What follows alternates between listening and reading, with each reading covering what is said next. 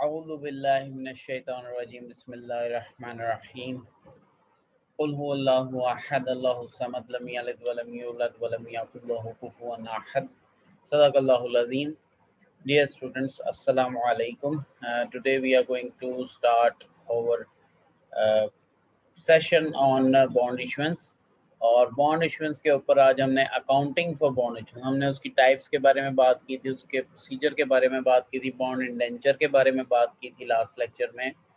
आज हम bond issues की अकाउंटिंग से रिलेटेड, जब आपने जर्नल एंट्रीज पास करनी है, बॉन्ड को इशू करना है एज एन इशूअर, आपने मेनली इसमें जो एंट्रीज पास करनी है एज एन इशूअर पास करनी है कि आपको एज अ कंपनी पैसों की ज़रूरत है, आपने बॉन्ड होल्डर्स को बॉन्ड इशू करना है और उनसे पैसा इकट्ठा करना है. तो उस पर्सपेक्टिव में आप अपने पास अकाउंटिंग करेंगे बॉन्ड इश्यूज की. अब इसके अंदर जो हम जर्नल एंट्रीज को कवर करेंगे that would be issuing of bond. Bond को जब हम इशू करते हैं सेमी एनुअल इंटरेस्ट रेट के ऊपर, एनुअल इंटरेस्ट रेट भी होता है, हम पेइंग मतलब कैश में हम पे कर रहे हैं सेमी एनुअल इंटरेस्ट, और अक्रूइंग सेमी एनुअल इंटरेस्ट मतलब इसमें यह है कि अक्रूवल की एंट्री कर रहे हैं, हम पे नहीं कर रहे लेकिन अक्रूवल की एंट्री पास कर रहे हैं. जब इंटरेस्ट हम पर ड्यू हो जाएगा तो हम उसकी एंट्री पास कर देंगे. और लास्टली जो है ये पोर्शन के रिटायरिंग द बॉन्ड्स, जब बॉन्ड अपनी मेच्योरिटी कंप्लीट कर लेता है तो उसके बाद उस बॉन्ड को हम रिटायर कर देते हैं, ख़त्म कर देते हैं, वो जो प्रिंसिपल अमाउंट है वो बॉन्ड होल्डर को वापस कर देते हैं और इंटरेस्ट की अमाउंट भी कम्प्लीटली उसको पे कर देते हैं, पैसा इस्तेमाल जो हमने किया.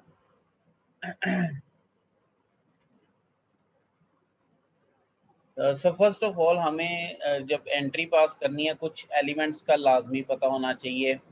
जब भी हम बॉन्ड्स का टॉपिक पढ़ें तो इसमें सबसे पहली चीज़ जो हमारे पास आती है that is the face value. Face value जो अमाउंट ऑफ प्रिंसिपल हमने ली होती है अपने बॉन्ड होल्डर से, amount of principal due at the maturity date, जितनी अमाउंट आपने ली है उधार के तौर पर, लोन के तौर पर या उधार के तौर पर बॉन्ड इशू किया उसके अगेंस्ट, वो अमाउंट आपकी प्रिंसिपल अमाउंट है, उसको फेस वैल्यू कहा जाता है. ठीक है, और ये फेस वैल्यू लिया जाता है on the basis of the interest rate, और वो इंटरेस्ट रेट कैलकुलेट किया जाता है फेस वैल्यू के ऊपर. इंटरेस्ट रेट जो होता है वो कॉन्ट्रैक्चुअल इंटरेस्ट रेट, ये contractual interest rate bond indenture के अंदर लिखा होता है.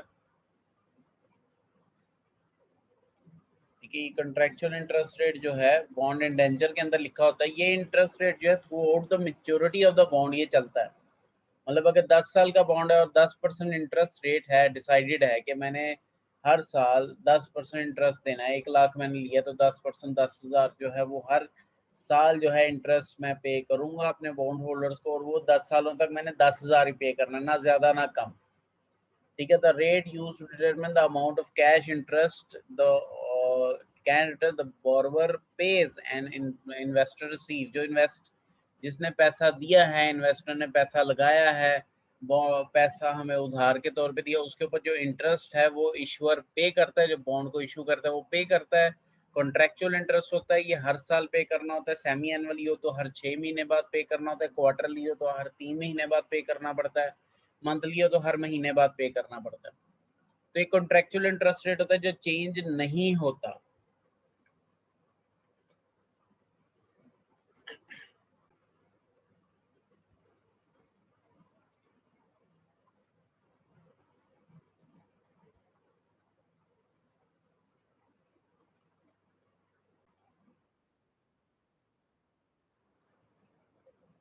तो जो इंटरेस्ट रेट चेंज होता है मार्केट में, जिसकी वजह से हमारे बॉन्ड की वैल्यू जो है अप एंड डाउन जाती है मार्केट में, वो होता है मार्केट इंटरेस्ट रेट. अब आपने ये याद रखना है कि जो कॉन्ट्रैक्चुअल इंटरेस्ट रेट है वो तो फिक्स रहता है, लेकिन मार्केट इंटरेस्ट रेट जो है वो चेंज होता रहता है. ये कॉन्ट्रैक्चुअल इंटरेस्ट रेट नहीं कहलाता, ये इंडेंचर इंटरेस्ट रेट नहीं कहलाता. एक तो कॉन्ट्रैक्चुअल इंटरेस्ट रेट है जो हमारा डिसाइड हो जाता है कि हमने 10%, मार्केट में हो सकता है 12% चल रहा हो, 8% चल रहा हो, 7% चल रहा हो. ये वो इंटरेस्ट रेट होता है जो हमारे बॉन्ड के अलावा मार्केट में जो सिमिलर बॉन्ड इशू कर रहे हैं इशूअर्स, वो मार्केट में किस रेट पे जो है वो बॉन्ड इशू कर रहे हैं. इसी तरह आप कोई भी चीज़ है, लेट से आप एक मोबाइल है आप खरीदते हो, तो आप मार्केट में जाते हो तो सारे ही लोग जो है वो, एक मोबाइल है जिस तरह नोकिया का हो गया, सैमसंग का, वो 1 लाख उसकी कीमत है. ठीक है, जब 1 लाख उसकी कीमत है तो आप जब वो मार्केट से लेते हैं तो सारी मार्केट में वो सेम ही प्राइस है, तो मार्केट रेट भी सेम है, आपकी दुकान का रेट भी सेम है। लेट्स से आप दुकान से 1,05,000 का लेते हो, मार्केट में 1,00,000 है, तो आपके मोबाइल के ऐसा जितनी वैल्यू नहीं है, उसको नीचे ही आना पड़ेगा, वो महंगा आप खरीद रहे हो वहाँ से। ये थोड़ा-सा डिफरेंट यहाँ पर सिनेरियो आ जाता है। यहाँ पर हमारे पास जो हम जिस इंटरेस्ट रेट पे, लेट्स से मैं एक बॉन्ड मैं एज़ अ इन्वेस्टर, मैं इन्वेस्टर के पर्सपेक्टिव में आ गया हूँ अब। मैं as a investor ABC company है उसका बॉन्ड खरीदता हूँ, और उसका जब मैं बॉन्ड खरीदता हूँ, वो कहते हैं कि जी आपको 5% इंटरेस्ट दिया जाएगा हर 6 महीने बाद। अब जब मैंने 5% लस इंटरेस्ट पे बॉन्ड ले लिया और मैंने कहा जी ठीक है, मैं आपको पैसे दे देता हूँ, मुझे 5% इंटरेस्ट दे दिया करें हर 6 महीने बाद। अब जो उस एबीसी कंपनी का एक कंपेटिटर है एक्सवाईज़ी, वो अपने कस्टमर से सेम अमाउंट 1,00,000 ले रहा है और उसे कह रहा है कि मैं 7% इंटरेस्ट दूँगा आपको 6 माह बाद। एक्सवाईज़ी है, एक और कंपनी है, वो भी 7% पे दे रही है, एक और कंपनी है, वो भी 7 पर। अब मेरा कॉन्ट्रैक्चुअल इंटरेस्ट रेट तो 5% है, लेकिन मार्केट के अंदर 7% चल रहा है। तो मैं अपैरेंटली नुकसान में चला गया हूँ। नुकसान में ऐसे चला गया हूँ, अब मैं कह रहा हूँ यार मुझे हर साल 5% बॉन्ड जो है वो हर 6 महीने बाद मुझे जो है वो देगा इंटरेस्ट। तो ये तो मुझे नुकसान हो गया, मार्केट में तो 7% पे मिल रहा है। अब जब वो मार्केट में जाएगा वो 5% मोड़ लेकर और वो कहेगा 1,00,000 का मेरे से ले लो ये, मैंने 1,00,000 दिया, अब आप मेरे से ले लो पैसे, मुझे दे दो पैसे और मेरे से ये बॉन्ड ले लो, मार्केट में लेस से जाता है। तो मार्केट के अंदर वो कहेंगे हम आपका बॉन्ड क्यों खरीदें? आपके बॉन्ड पे तो 5% जबकि मार्केट में रेट तो 7% चल रहा है। तो वहाँ पर आप लोगों को आपको मार्केट में वो बॉन्ड बेचते हुए भी बड़ा मसला होगा। आपको क्या करना पड़ेगा, 1,00,000 का बॉन्ड जो है वो आपको 90,000 में या 85,000 में बेचना पड़ेगा, डिस्काउंट पे बेचना पड़ेगा, ताकि मार्केट में बिक सके। दूसरा सिनेरियो ये भी हो सकता है कि मार्केट में लेट्स से 7% चल रहा है, आपका जो इश्यूअर है उसने आपको जो रेट दिया उसने 10% दे दिया। अब आपका बॉन्ड जो है आपको 10% इंटरेस्ट दे रहा है, मार्केट के अंदर सेम बॉन्ड जो है वो 7% इंटरेस्ट पे हैं। अब आप फ़ायदे में हैं। अब जब मार्केट में जाएँगे तो मार्केट के अंदर इतने लोग बैठे होंगे, वो कह रहे होंगे कि हमें ये वाला बॉन्ड मिल जाए क्योंकि ये बॉन्ड जो है ये रेट बहुत इंटरेस्ट रेट बहुत अच्छा दे रहा है। हमें बहुत ज़्यादा 3% का मार्जिन हमें मिल जाएगा यहाँ पे। तो मार्केट के अंदर आपके बॉन्ड की डिमांड बल्कि आपको कॉल्स आएँगी, आपको कहा जाएगा कि जी आपने बॉन्ड बेचना है, ये वो सारा कुछ। और ये होगा कि मार्केट में जब डिमांड बढ़ेगी तो आपके बॉन्ड की वैल्यू भी बढ़ेगी। आपने 1,00,000 का बॉन्ड खरीदा है, अब हो सकता है मार्केट में से आपको 1,10,000 मिल जाए, 1,20,000 मिल जाए, 1,30,000 मिल जाए। मतलब ये एक एग्ज़ाम्पल है आपके सामने कि मार्केट इंटरेस्ट रेट चेंज होता रहता है, जबकि कॉन्ट्रैक्चुअल इंटरेस्ट रेट जो है वो सेम रहता है। अब जब मार्केट इंटरेस्ट रेट ऊपर जाएगा, ठीक है, तो आपका बॉन्ड की वैल्यू कम हो जाएगी। जब मार्केट इंटरेस्ट रेट आपके कॉन्ट्रैक्चुअल इंटरेस्ट रेट से कम हो जाएगा, तो आपके बॉन्ड की वैल्यू जो है वो क्या मार्केट में बढ़ जाएगी, क्योंकि डिमांड बढ़ जाएगी। तो ये जो है ये चलता रहता है मार्केट के अंदर। तो मार्केट इंटरेस्ट रेट चेंज होता रहता है, कॉन्ट्रैक्चुअल इंटरेस्ट रेट आपका चेंज नहीं होता। ठीक है, तो कुछ इंग्रेडिएंट्स हैं जिस तरह फेस वैल्यू है, फेस वैल्यू पे अगर आप बॉन्ड इश्यू करते हैं तो आप फेस वैल्यू पे इश्यू करें। लाइक 100 का बॉन्ड 1000 का बॉन्ड है तो 1000 पे और उसमें ये होता है कि आपका कॉन्ट्रैक्चुअल इंटरेस्ट रेट और मार्केट इंटरेस्ट रेट दोनों सेम है। लेट्स से 10% आपका कॉन्ट्रैक्चुअल इंटरेस्ट रेट है और मार्केट के अंदर भी आपका जो इंटरेस्ट रेट चल रहा है वो 10%। तो जब इश्यूअर बॉन्ड इश्यू करेगा तो फेस वैल्यू पे इश्यू करेगा। अब डिस्काउंट पे कब इश्यू करेगा? जब आपका जो कॉन्ट्रैक्चुअल इंटरेस्ट रेट है वो मार्केट इंटरेस्ट रेट से कम हो। उस टाइम पे जब बॉन्ड इश्यूअर जब इश्यू करेगा बॉन्ड, लोगों को अट्रैक्शन क्रिएट करने की कोशिश करेगा। मैं एज़ अ इश्यूअर मैं चाह रहा हूँ कि मेरा बॉन्ड बिक जाए, लेकिन 10% इंटरेस्ट मैं दे सकता हूँ। मार्केट इंटरेस्ट जो 12% है वो नहीं दे सकता। अब मुझे क्या करना पड़ेगा? मुझे 1000 का बॉन्ड जो है वो 90 का देना पड़ेगा, ताकि लोग जो है मुझसे बॉन्ड खरीद लें। ठीक है? और मुझे पैसा दे दें। लेकिन लोग जो हैं वो 1000 का बॉन्ड जो है वो 90 में खरीदेंगे। मुझे 90 रुपीज़ जो है वो मिलेंगे, मतलब 90 नहीं 900 या 990 में, 990 मिलेंगे, 1000 नहीं मिलेगा। तीसरी सिचुएशन है जहाँ पर आप फेस वैल्यू से ज़्यादा पे बॉन्ड इश्यू करते हैं, मतलब प्रीमियम पे। ये वो सिचुएशन है, आप इंटरेस्ट रेट दे रहे हो 10%, मार्केट में इंटरेस्ट रेट चल रहा है 8%। इसका मतलब है आप अपने इन्वेस्टर को ज़्यादा बेनिफिट दे रहे हो और आपका इन्वेस्टर आपकी तरफ ज़्यादा अट्रैक्ट भी होगा। आपके पास यहाँ पे अपॉर्च्युनिटी आ जाती है कि आप बॉन्ड जो है यहाँ पे फेस वैल्यू से महँगा बेच सकते हो उन्हें। मतलब लोग तैयार होंगे आपका बॉन्ड खरीदने में। 1000 का बॉन्ड है तो हो सकता है 1020 का भी आपसे खरीद लें, 1030 का भी आपसे खरीद लें, क्योंकि उन्हें फायदा नजर आ रहा है इसके अंदर कि हमें इंटरेस्ट रेट ज्यादा मिल रहा है, मार्केट इंटरेस्ट रेट से हमें 2% इंटरेस्ट ज्यादा मिल रहा है। तो इस फेस में आप जो है जब एज अ इशूअर आप बॉन्ड इशू करेंगे तो आप प्रीमियम पे भी बॉन्ड इशू कर सकते हो। ठीक है, अभी हम जो है स्टार्ट करेंगे फेस वैल्यू पे कि हमने सिर्फ इशुएंस की एंट्रीज करनी है अभी, और इशुएंस की और कुछ इंटरेस्ट की एंट्री हम लोग जब फेस वैल्यू पे अभी मैं जब आपको एंट्रीज करवाऊंगा तो उसमें मैं इंटरेस्ट पेमेंट और इंटरेस्ट अक्रूवल की भी एंट्री करवाऊंगा, जबकि डिस्काउंट एंड प्रीमियम की जो एंट्रीज हैं वो हम नेक्स्ट लेक्चर में कवर करेंगे। डिस्काउंट और प्रीमियम की सिर्फ इशुएंस की एंट्री बताऊंगा, उसकी एंट्री उसकी इंटरेस्ट की एंट्रीज और उसकी रिटायरमेंट की एंट्रीज जो है वो नेक्स्ट लेक्चर में हम करेंगे। अच्छा, यहाँ पर सबसे पहले issuance of bond at the face value, इसकी कुछ एग्जांपल है, वो एग्जांपल हम डिस्कस कर लेते हैं। On January 1st 2011 Willis incorporation issues $1 lakh 5 year, $1 lakh 5 year 10%, मतलब उसके अब 10% बॉन्ड का मतलब है इसका कॉन्ट्रेक्चुअल इंटरेस्ट रेट जो है वो 10% चल रहा है। ठीक है, 10% bond at the par value, और उन्होंने पार वैल्यू पे इशू किया, मतलब 100% of the face value par value पे ही उन्होंने इशू किया है। 1000 का ही बॉन्ड एक उन्होंने इशू किया। वैसे उनकी टोटल अमाउंट जो उन्होंने इशू की है जिसके अगेंस्ट उन्हें पैसे मिलेंगे वो $1 लाख, $1 लाख उन्होंने रेज किया है, और पार वैल्यू पे उन्होंने रेज किया है। इसमें वो आगे बता रहा है जो बड़ी क्लियरली हमें सुनने की जरूरत है, that is interest is payable semi annually, annually नहीं सेमी एनुअली। अब आपने एंट्री करनी है रिकॉर्ड ऑफ सेल, मतलब इशुएंस की एंट्री आपने करनी है। तो जनवरी 1st को जब आप एंट्री पास करेंगे तो एंट्री पास करने में सबसे पहले जब इशुअर है, इशुअर ने जब बॉन्ड इशू किया तो उसे कैश रिसीव हुआ, इशू करके उसे बॉन्ड होल्डर से कैश रिसीव हुआ। कैश एसेट है, एसेट जब बढ़ता है तो वो क्या हो जाता है, आपका डेबिट हो जाता है।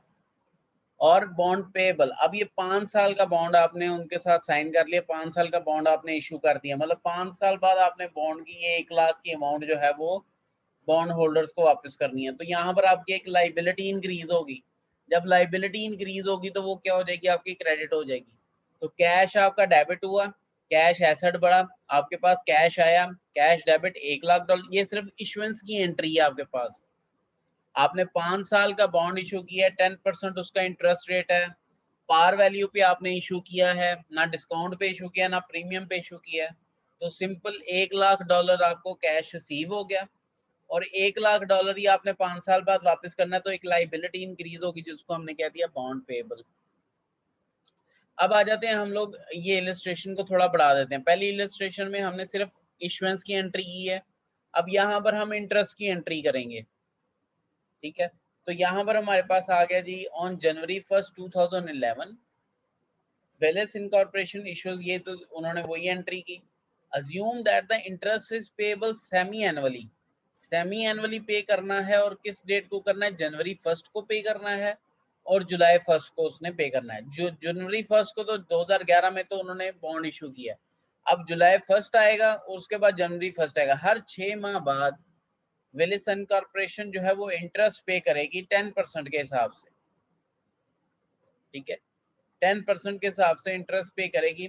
अब आपने क्या करना है, जर्नल एंट्री पास करनी है। हम पहले पास कर लेते हैं जुलाई 1st को, जुलाई 1st को हमने जर्नल एंट्री पास करनी है, और इसमें हमने पास करनी है पेमेंट की, हमने इंटरेस्ट पे कर दिया है अपने बॉन्ड होल्डर्स को।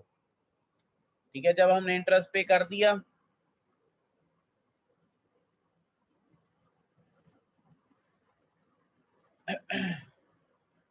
तो यहाँ पर हमारे पास जो जुलाई 1st को एंट्री पास हुई, दैट इज वेरी सिंपल, कोई इतना टफ नहीं है।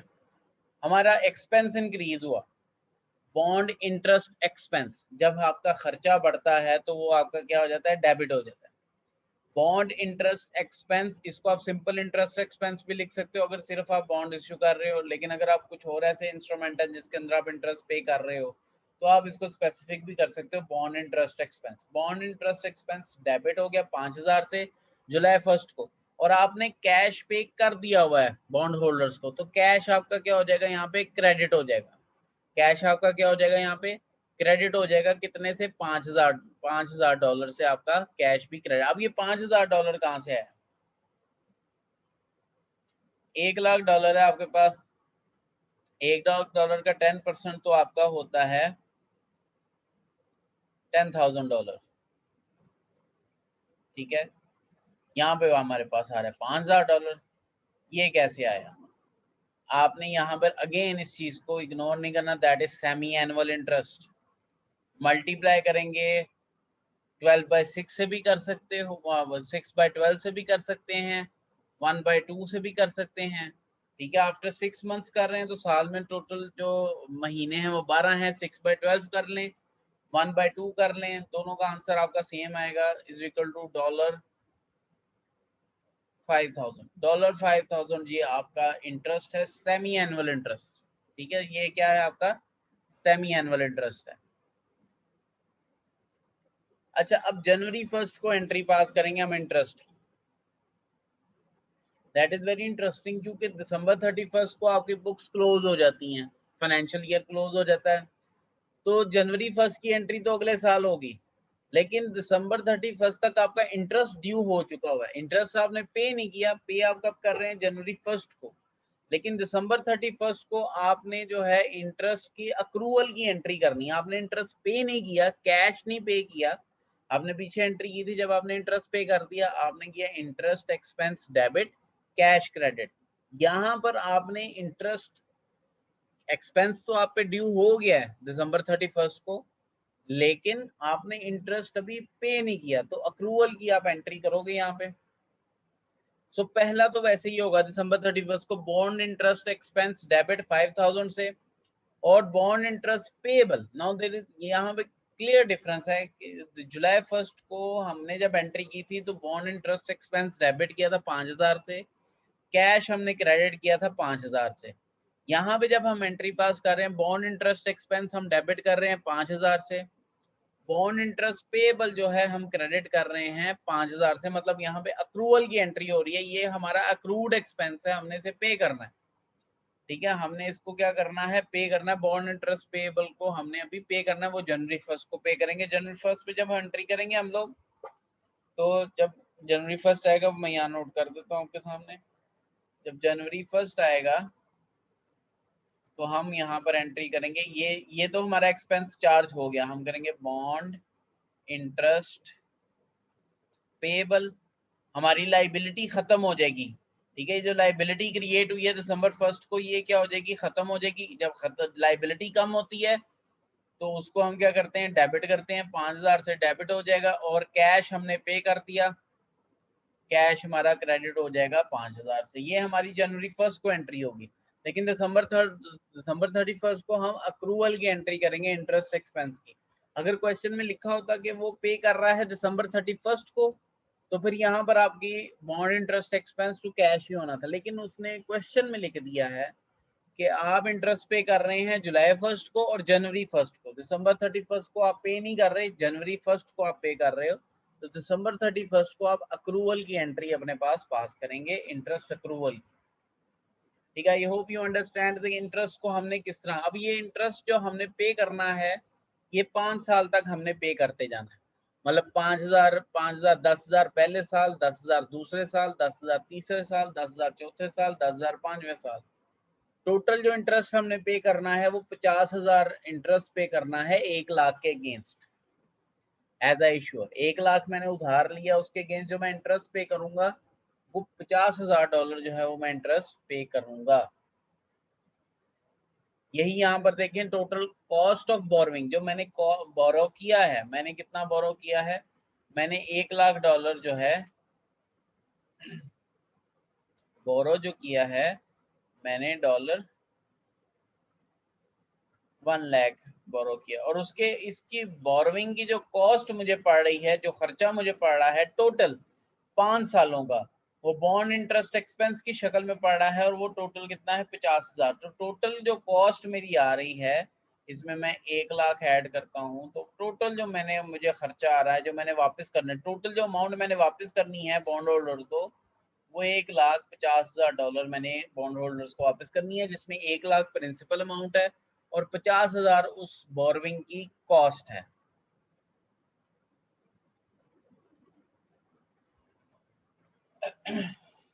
अच्छा, ये तो हो गया पार वैल्यू पे हमारे पास। अभी रिटायरमेंट की एंट्री नहीं की, रिटायरमेंट की एंट्री हम सबसे एंड पे करेंगे, जब हम प्रीमियम और डिस्काउंट वाले एंट्रीज को कर लेंगे उसके बाद हम रिटायरमेंट। अभी हमने पार पे इश्यूएंस की और पार के ऊपर इंटरेस्ट की हमने एंट्रीज पास कर ली हैं। अच्छा, market value of the bond, मैंने आपको बताया कि मार्केट वैल्यू बॉन्ड की भी डिसाइड, मतलब आप बॉन्ड मार्केट में लेके जाते हो, उसकी मार्केट में भी एक रेट लगता है। आप 1000 का बॉन्ड खरीदते हो, आप मार्केट में जाते हो, आपको 1020 का भी आपका मार्केट में बिक सकता है, आपका 980 का भी बिक सकता है, 950 का भी बिक सकता है। जरूरी नहीं है कि उसकी प्राइस हमेशा $1000 ही हो, वो प्राइस ऊपर नीचे जाती जाती है, मार्केट वैल्यू उसकी डिसाइड होती रहती है बॉन्ड की। अब मार्केट वैल्यू के अंदर कौन कौन से फैक्टर्स जो हैं वो सबसे ज्यादा जो है वो कंट्रीब्यूट करते हैं, उसके अंदर 3 फैक्टर मेनली यहाँ पे हाईलाइट किए गए हैं। पहला फैक्टर है selling price of the bond, जिस प्राइस पे बॉन्ड सेल हुआ वो उसकी मार्केट प्राइस को डिसाइड करता है। दूसरा उसकी लाइफ, ठीक है, life of the bond in in number of interest payments, मतलब अगर सेमी एनुअली है तो 5 साल है तो नंबर ऑफ इंटरेस्ट पेमेंट 10 है, ठीक है। क्वार्टरली है तो 5 साल है तो नंबर ऑफ इंटरेस्ट पेमेंट है 20, तो 20 के हिसाब से देखना है कि 20 इंटरेस्ट पेमेंट्स के हिसाब से उसकी लाइफ देखनी है आपने। एनुअल है तो 10 साल का तो 10 ईयर्स मतलब उसकी लाइफ है, और 10 इंटरेस्ट पेमेंट्स उसकी हैं तो बॉन्ड की लाइफ इंटरेस्ट पेमेंट के हिसाब से आ जाती है। उसके बाद मार्केट रेट, सबसे इंपॉर्टेंट फैक्टर जो बॉन्ड की वैल्यू को डिसाइड करता है, that is the market rate of interest, जो मार्केट के अंदर रेट ऑफ इंटरेस्ट चल रहा है for the bonds of similar risk. हमारा बॉन्ड नहीं, कि हमारी तरह के जो बॉन्ड हम इशू कर रहे हैं उसकी तरह के बॉन्ड मार्केट में उसका मार्केट इंटरेस्ट रेट क्या चल रहा है, वो भी बॉन्ड की वैल्यू को डिसाइड करता है। फॉर एग्जाम्पल मेन कॉन्ट्रीब्यूटरीज हैं जी प्राइस एंड यील्ड। बॉन्ड की प्राइस जो है मार्केट इंटरेस्ट रेट से इनवर्सली रिलेट कर रही है। वो कैसे? अगर मार्केट का इंटरेस्ट रेट ज्यादा होगा, ठीक है, आपका कॉन्ट्रेक्चुअल इंटरेस्ट रेट क्या हो जाएगा, कम हो जाएगा। आपका कॉन्ट्रेक्चुअल इंटरेस्ट रेट 10% है, मार्केट इंटरेस्ट रेट अगर 15% है, तो आपके बॉन्ड की कीमत मार्केट में कम लगेगी, क्योंकि आप ऑफर 10% कर रहे हो, मार्केट में 15% चल रहा है, आपका बॉन्ड मार्केट में सस्ता बिकेगा। अगर मार्केट इंटरेस्ट रेट जो है वो 5% पे है, आप बॉन्ड के ऊपर जो इंटरेस्ट कॉन्ट्रेक्चुअल इंटरेस्ट दे रहे हो वो आप दे रहे हो 10%, तो मार्केट के अंदर आपका बॉन्ड महंगा बिकेगा, मतलब उसकी प्राइस जो है वो ज्यादा होगी। तो प्राइस जो है वो इनवर्सली रिलेट करता है किसके साथ, मार्केट इंटरेस्ट रेट के साथ। जितना ही इंटरेस्ट रेट ज्यादा होगा उतनी प्राइस जो है वो क्या होगी, लोअर होगी, और ये वाइस वर्सा रिलेशनशिप बनता है कि जितना इंटरेस्ट रेट कम होगा उतनी प्राइस ज्यादा होगी। आप बॉन्ड के ऊपर यील्ड कर रहे हो, मतलब कितना आप पैसा जो है उसके ऊपर अर्न कर रहे हो, जितने आपके बॉन्ड की प्राइस ज्यादा होगी आपकी अर्निंग उसके ऊपर कम होगी, और जितने आपके बॉन्ड की कीमत कम होगी उतनी आपके बॉन्ड में से अर्निंग यील्ड जो है वो ज्यादा होगी, ठीक है। तो ये भी रिलेशनशिप है आपके बॉन्ड, लेकिन मेन रिलेशनशिप जो आपने यहाँ पे अपने पास रखना है, दैट इज बॉन्ड की जो कीमत है, बॉन्ड प्राइस जो है, that is inversely related, inversely related to market interest rate. Market interest rate से उसका इनवर्स रिलेशनशिप है। अच्छा, बॉन्ड डिस्काउंट पे कब बिकता है? डिस्काउंट पे तब बिकता है जब मार्केट रेट हायर हो बॉन्ड के कॉन्ट्रैक्ट रेट से। ये मैं काफी दफा भी बता चुका हूँ आपको। जब मार्केट का इंटरेस्ट रेट जो है वो ज्यादा है बॉन्ड के कॉन्ट्रेक्चुअल इंटरेस्ट रेट से, तो उस सूरत में बॉन्ड जो है वो डिस्काउंट पे बिकेगा, क्योंकि उसने अपने आप को एडजस्ट करना है according to the contractual interest rate. क्योंकि कॉन्ट्रेक्चुअल इंटरेस्ट रेट तो ना बढ़ सकता है ना कम हो सकता है। अब किस चीज को एडजस्ट होना है, बॉन्ड की प्राइस को एडजस्ट होना है, मतलब मार्केट में जब आप उस बॉन्ड को बेचेंगे तो वो क्योंकि कॉन्ट्रेक्चुअल इंटरेस्ट रेट उसका कम होगा तो इन्वेस्टर खरीदेगा नहीं मार्केट में। तो मार्केट में जब खरीदना है तो इन्वेस्टर को आपको बॉन्ड डिस्काउंट पे इशू करना पड़ेगा, ताकि वो जो है वो डिस्काउंट के ऊपर उसका फायदा उठा लें। मतलब 1000 का बॉन्ड है तो 990 या 980 में आपको उसे बेचना पड़ेगा। यहाँ पर हम इश्यूएंस की एंट्री कर लेते हैं डिस्काउंट की। ऑन जुलाई 1 2011 विलिस इनकॉर्पोरेशन इन्होंने क्या किया,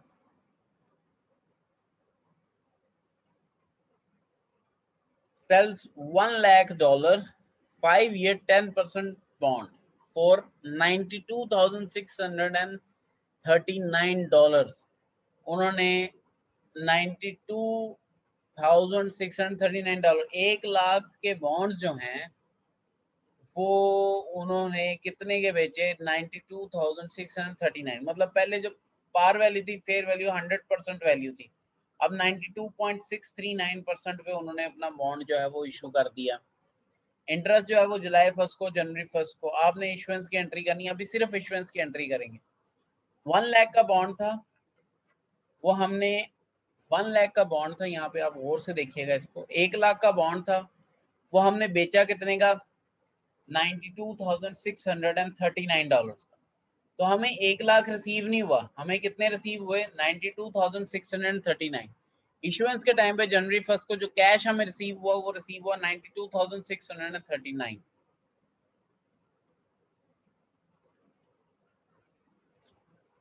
डिस्काउंट आ गया। अब ये इसको मैं एक्सप्लेन कर देता हूँ, ठीक है। बॉन्ड की जो वैल्यू है, मतलब आपने जब इश्यूअर को इशू किया है, आपने उसे कहा कि ये 1 लाख का बॉन्ड है, आपको मैं 1 लाख रुपया दूंगा 5 सालों बाद, लेकिन ये मैं अभी आपको डिस्काउंट पे इशू करूँ। आपने अगर अब मुझे पैसे देने हैं वो 92,639 देने हैं, और ये बॉन्ड आपका हुआ, और ये 1 लाख का बॉन्ड है। आपको 5 साल बाद में मैं 92,639 नहीं दूंगा, मैं आपको 1 लाख ही वापस करूंगा, क्योंकि ये बॉन्ड की वर्थ जो है वो $1 लाख की है। मैं बेच आपको 92,000 कर रहा हूँ, मतलब मैं डिस्काउंट पे बेच रहा हूँ, वैसे ये बॉन्ड जो है वो 1 लाख के, ठीक है। तो यहाँ पर कैश उसे रिसीव हुआ 92,639 का, लेकिन उसने 5 साल बाद जो पेबल उसका लाइबिलिटी इंक्रीज हुई, वो लाइबिलिटी उसकी $1 लाख की ही इंक्रीज हुई, क्योंकि उसने 5 सालों बाद जो इन्वेस्टर है उसको $1 लाख ही देना है, ना एक पैसा कम ना एक पैसा ज्यादा। रिसीव उसने बेशक कम किया, डिस्काउंट में जो दिया है, डिस्काउंट पे उसने 1 लाख का बॉन्ड जो है वो इन्वेस्टर को दे दिया। अब उसको खर्चा क्या पड़ा, उसको लॉस क्या हुआ है? This is the loss of the company. Ensure का लॉस है। इश्योर का लॉस क्या पड़ा? उसने $7,361, $7,361 का लॉस बेयर किया है बॉन्ड की इशुएंस पे, ठीक है। बॉन्ड की इशुएंस पे उसने $7,361 का लॉस उसने बेयर किया, क्योंकि उसने 1 लाख का बॉन्ड जो है 92,639 का इन्वेस्टर को बेच दिया। जब इन दोनों में इसको डिफरेंस किया तो $7,361 जो है उसने उतने डिस्काउंट पे उसने इशू कर दी।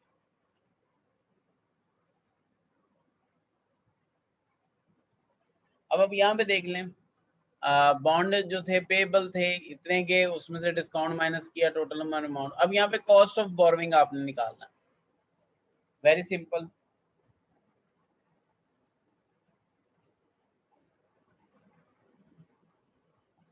जब डिस्काउंट पे, जब आप वैसे इशू करते तब तो बड़ा सिंपल था हमारे पास, तब हमारे पास कॉस्ट सिंपल स्ट्रेट अवे जो है वो $50,000 आ रही थी, क्योंकि 5 सालों में पार पे इशू हुआ था हमारा बॉन्ड। 1 लाख का बॉन्ड हमने 1 लाख का ही दिया था, जब हमने पैसे लिए तो 1 लाख लिए, और 5 साल बाद भी हमने 1 लाख ही देना था उनको। लेकिन on the basis of discount थोड़ा सा डिफरेंस हो जाता है। डिफरेंस क्या हो जाता है? यहाँ पर प्रिंसिपल अमाउंट जो मेच्योरिटी पे देनी है वो तो हमने 1 लाख देनी है, उसके साथ हमने 5,000 हर 6 माह बाद भी पे करना, तो 10 हमने 5,000 की किस्तें देनी है। तो टोटल जो हमारी कॉस्ट आई वो आ गई जी इंटरेस्ट पेमेंट की $50,000। ये हमारे पास सिर्फ इंटरेस्ट की अमाउंट, टोटल जो हमने हमें अमाउंट हमने देनी है वो अमाउंट हमारे पास आ गई 1,50,000। अब बॉन्ड होल्डर से हमें कितनी रिसीव हुई? 92,639। तो हमारी कॉस्ट ऑफ बोरोविंग जो है वो 50,000 नहीं रही, वो उसमें 7,361 जो डिफरेंस है वो भी ऐड हो गया, तो हमारी टोटल कॉस्ट जो है वो बढ़ गई। मतलब ये भी लॉस ही है आपका।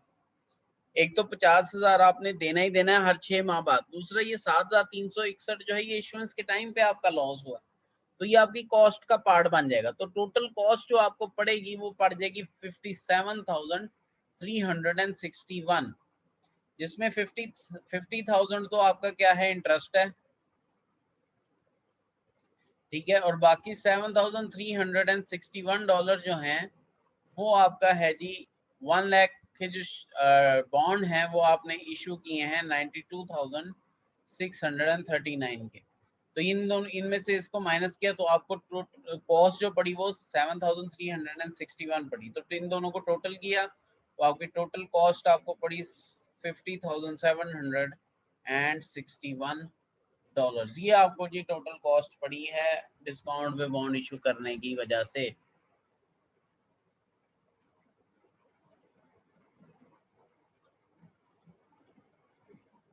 अब प्रीमियम पे कब आप इशू करते हैं? डेफिनेटली मैं आपको अगेन बता रहा हूँ, जब आपका मार्केट इंटरेस्ट रेट कम होगा आपके कॉन्ट्रेक्चुअल इंटरेस्ट रेट से, आप अपना बॉन्ड जो है मार्केट में प्रीमियम पे इशू करेंगे। इसकी एग्जांपल देख लेते हैं। ऑन जनवरी 1, 2011 विलिस इनका, अब हर एक में सेम ही एग्जांपल समझ आए ताकि उस ये सेम ही एग्जांपल को यूज किया जा रहा है। विलिस कॉर्पोरेशन ने 1 लाख का बॉन्ड जो है, 1 लाख के बॉन्ड्स 5 ईयर्स के 10% कॉन्ट्रेक्चुअल इंटरेस्ट के साथ उसने इशू किए हैं। कितने के? 1,08,111। मतलब उसने 1 लाख के बजाय $1,08,111 के हिसाब से उसने बॉन्ड इशू कर दिया, और इंटरेस्ट वो जुलाई 1 और जनवरी 1 को ही पे कर रहा है। अब यहाँ पे वो बॉन्ड महंगा दे रहा है, सस्ता नहीं दे रहा। 1 लाख का बॉन्ड है, वो $1,08,111 का पे कर रहा है। तो यहाँ पर कैश जो से रिसीव हो रहा है उसे 1 लाख रिसीव नहीं हो रहा। 1 लाख तो उसकी वर्थ है, 5 साल बाद उसने देना 1 लाख ही है, लेकिन उसने इश्योरेंस के टाइम पे जो बेनिफिट मैंने एज अ इश्यूअर लिया है वो क्या लिया है? 1,08,111 का मुझे कैश रिसीव हुआ, जिसमें $8,111 एक्स्ट्रा कैश रिसीव हुआ क्योंकि प्रीमियम पे इशू किया। आपने 1,08,000 नहीं देना, आपने जो है 1 लाख देना है 5 साल बाद। तो आपके जो लाइबिलिटी इंक्रीज हो रही है वो 1 लाख से इंक्रीज हो रही है। आपका डेबिट और क्रेडिट इक्वल होना चाहिए। तो अब आपको यहाँ पर प्रीमियम मिला है, आपको $8,111 का आपको प्रीमियम मिला है। वो प्रीमियम जो है वो आपका बेनिफिट है, प्रीमियम ऑन बॉन्ड पेबल। ये ओवरऑल आपकी कॉस्ट को कम कर देगा। प्रीमियम 8,111 जो है वो आपका प्रीमियम है बॉन्ड की इश्यूएंस के ऊपर। सो ये प्रीमियम उसमें ऐड हुआ। हमेशा आपने याद रखना है कि बॉन्ड की जो हमेशा जो मार्केट वैल्यू है वो कॉन्ट्रेक्चुअल वैल्यू के हाईली अनलाइकली है कि वो इक्वल नहीं होगा, वो डिफरेंट ही होगी मोस्ट। अब हम लोग प्रीमियम के ऊपर कॉस्ट निकाल लेते हैं, कॉस्ट ऑफ प्रीमियम। इसको भी, ये बड़ा सिंपल है, इसको भी समझना कोई इतना टफ नहीं है।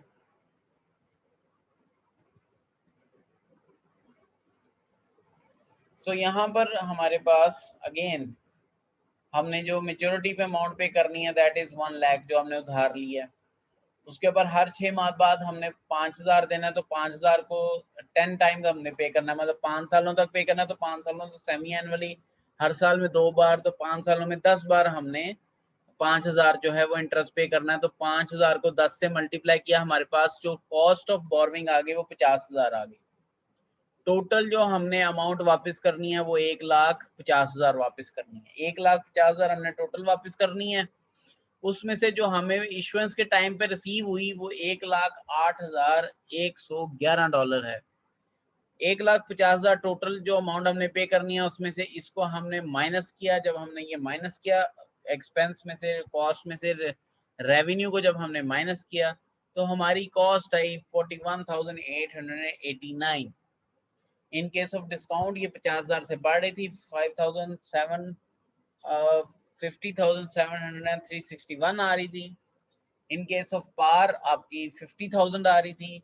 इन केस ऑफ प्रीमियम आपकी कॉस्ट ऑफ बोरोइंग जो है वो कम हो गई, और वो कम होके कहाँ पर आ गई? ऑलमोस्ट $42,000 के ऊपर वो आ गई। तो ये हम लोग कॉस्ट ऑफ बोरोइंग अगर निकालना है तो वो भी हम निकाल सकते हैं बड़ी आसानी से। तो प्रीमियम पे जब इश्यूएंस होनी है तो उसकी क्या एंट्री होनी है, डिस्काउंट पे जो इश्यूएंस होनी है तो उसकी क्या एंट्री होनी है, ये हमने यहाँ पर की। तो आज के लेक्चर में हमने अकाउंटिंग स्टार्ट की है। अकाउंटिंग के अंदर हमने सबसे पहले जो है बॉन्ड की इश्यूएंस के ऊपर बात की।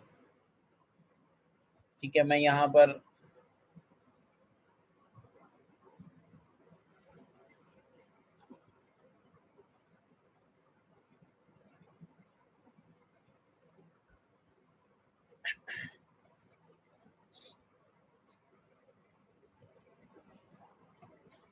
हमने सबसे पहले बॉन्ड के इशुएंस के ऊपर बात की, ठीक है। बॉन्ड के इशुएंस के ऊपर जब हमने बात की तो हमने जो पहले इशू किया, कैश रिसीव किया $1 लाख का, ठीक है।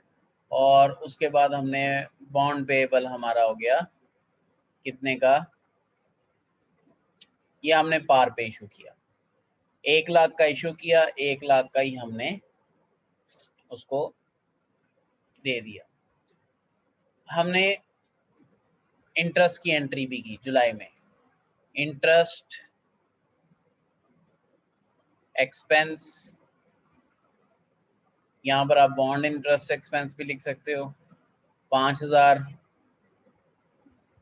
और कैश जो हमने पे कर दिया $5000 से, उसको हमने क्या कर दिया, क्रेडिट कर दिया। जनवरी 1 को एंट्री करनी थी, लेकिन हम लोग चूंकि बुक्स क्लोज कर देते हैं दिसंबर 31 को, तो हमारा इंटरेस्ट तो ड्यू हो गया। हमने दिसंबर 31 को अक्रूवल की एंट्री की। अक्रूवल की एंट्री कैसे की, बॉन्ड इंटरेस्ट एक्सपेंस डेबिट 5000 से, और इंटरेस्ट बॉन्ड इंटरेस्ट पेएबल या इंटरेस्ट पेएबल 5000 से, ठीक है। ये हमने एंट्री पास की। उसके बाद हमने डिस्काउंट की एंट्री पास की है, ठीक है। डिस्काउंट की एंट्रीज हमने सिर्फ इशुएंस की एंट्रीज हमने पास की हैं। फॉर एग्जांपल 1 लाख का बॉन्ड जो है हमने 92,000 का इशू किया है, तो हमने इशुएंस की डिस्काउंट पे एंट्री पास की। कैश जो हमें रिसीव हुआ 92,000 का कैश रिसीव हुआ $92,000 का, और बॉन्ड पेएबल जो हमारा लाइबिलिटी इंक्रीज हुई वो हमारी इंक्रीज हुई $1 लाख की, ठीक है। और उसके अगेंस्ट जो हमारा डिस्काउंट ऑन बॉन्ड पेएबल वो हमारा आया जी लेट से 8,000, ठीक है, $8,000, सही है। और उसी के साथ हमने इसकी कॉस्ट भी कैलकुलेट कर ली, ठीक है। कॉस्ट कैसे कैलकुलेट की, हमने कहा जी जो हमें मेच्योरिटी पे हमने पे करना है, दैट इज बॉन्ड जो पेएबल है, जो प्रिंसिपल अमाउंट है हमारी, वो हमारे पास आ गई $1 लाख। उसके ऊपर जो इंटरेस्ट हमने टोटल पे करना है 5,000 हर 6 माह बाद, तो 5 साल तक हमने पे करना है, तो 10 हमारी किस्तें होंगी। टोटल हमारा आ गया जी 50,000, तो ये 50,000 इसमें हमने ऐड किया, ठीक है। टोटल कॉस्ट ऑफ बोरविंग हमारे पास आ गई जी 1,50,000, उसमें से हमने माइनस किया जो हमारे पास आ गया जी जो अमाउंट हमें रिसीव हुई है, ठीक है, रिसीविंग, वो रिसीविंग हमारे पास है जी 92,000। 92,000 इसमें से रिसीव किया, तो हमारे पास ये ऑलमोस्ट आ गया जी 58,000 जो हमारी टोटल हमें कॉस्ट पड़ी डिस्काउंट की वजह से। लास्टली हमने इशुएंस प्रीमियम पे किया, लेट से 1 लाख का बॉन्ड है वो हमने 1,09,000 का इशू किया, तो हम अगेन उसकी एंट्री करेंगे। कैश हमारे पास डेबिट होगा 1,09,000 से, ठीक है। और उसके बाद हमारा बॉन्ड पेएबल जो बना वो है जी 1 लाख, क्योंकि 1 लाख का बॉन्ड जो है वो हमने 1,09,000 का बेचा। प्रीमियम ऑन बॉन्ड पेएबल ये हमारा आ गया जी $9,000 का। अगेन सिर्फ हमने यहाँ पर कॉस्ट निकाली है, प्रिंसिपल अमाउंट जो हमने पे करनी है वो 1 लाख पे करनी है।